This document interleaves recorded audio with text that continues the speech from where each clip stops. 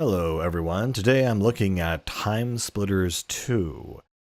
This was a free radical game, very renowned company.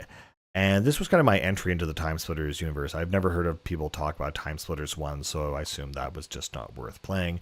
So 2 and Future Perfect are the main games, but 2 is kind of where things really started to kick off.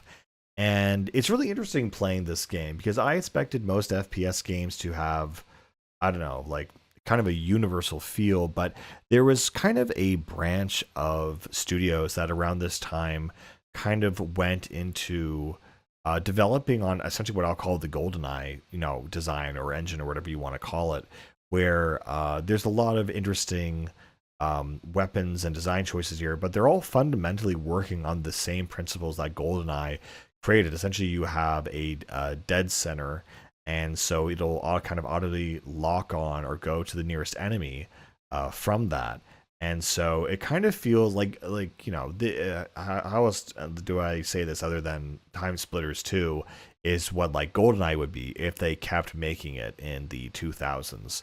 And so that's, not necessarily good, but not necessarily bad, because while it's fun, it's not exactly something that I would say is the best possible version, but it is interesting at least to play it.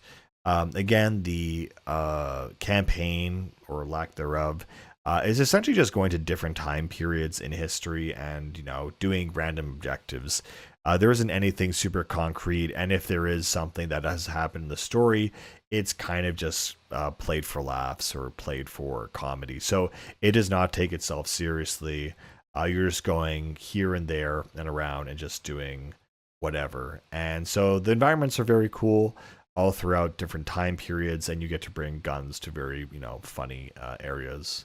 But yeah, all in all, it's a very kind of straightforward first person shooter campaign. And again, the guns feel really good. I think one of my favorite things in this game is the flare gun. And yeah, there's really not much else to say, unfortunately. I mean, TimeSplitters Future Perfect has more of a story, kind of more characterization, actual comedy and humor in that segment. And in here, this game is just very straightforward. It's just, hey, here are some guns, here are some set pieces, go have at it, basically. So if you're familiar with GoldenEye and you don't mind even less story in terms of that game, then have at it. But yeah, there's I mean, TimeSplitters 2, it's a good game. There's just not much I can literally say about it because there's not much to talk about.